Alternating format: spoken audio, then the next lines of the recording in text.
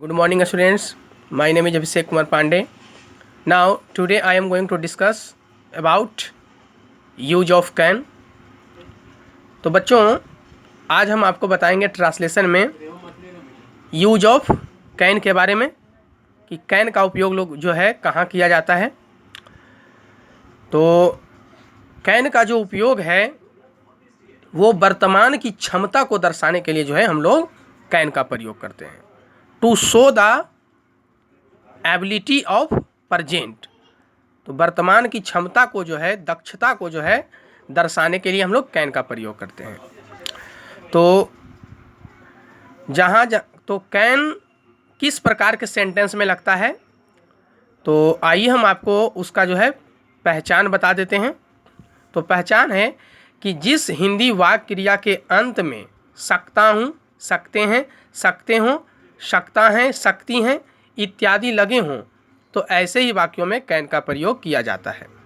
सकता है, सकती है वाले वाक्यों में जो है हम लोग कैन का प्रयोग करते हैं।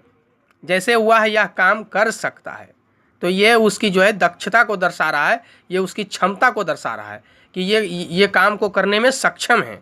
जैसे तुम लिख सकते हो, तो ये क्षमता को दर्शा रहा है, तो इसमें हम लोग कैन का प्रयोग करेंगे। तो वर्तमान की क्षमता को दर्शाने के लिए कैन का प्रयोग। अब देखिए अंत में जो है क्रिया के अंत में जो है सकता है, सकती है लगा हुआ है, लिख सकते हैं, तब हम लोग जो है इसमें कैन का प्रयोग करेंगे। बनाने का नियम है 1 नंबर असर्टिव सेंटेंस।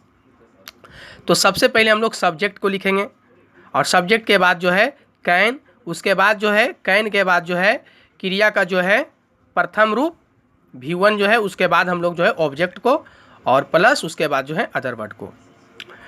तो बच्चों हम आपको बता चुके हैं कि सब्जेक्ट को किसी वाक्य में पकड़ने का क्या नियम है, कौन से प्रश्न करेंगे, और ऑब्जेक्ट को पहचान करने का नियम है क्या, किसे, किसको से प्रश्न करेंगे, इन तीनों में से किसी एक से तो पता चल जाता है ऑब्जेक्ट हमें।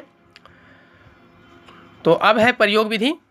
प्रयोग विधि है कि सभी सब्जेक्ट के साथ जो है हम लोग कैन का प्रयोग किया जाता है। तो कैन का प्रयोग जो है सभी सब्जेक्ट के साथ किया जाता है, चाहे वो सिंगुलर हो या प्लुरल हो, तो सबके साथ कैन का प्रयोग किया जाता है।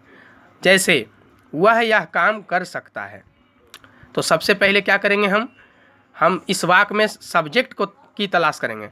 जैसे कौन यह काम कर सकता है, तो वह कर सकता है, तो इस वाक्य का सब्जेक्ट वह है, तो वह को हम लोग क्या बोलते हैं, ही बोला जाता है इंग्लिश में। तो सबसे पहले सब्जेक्ट, उसके बाद जो है सारे सब्जेक्ट के साथ कैन, तो ही के भी साथ कैन हो गया।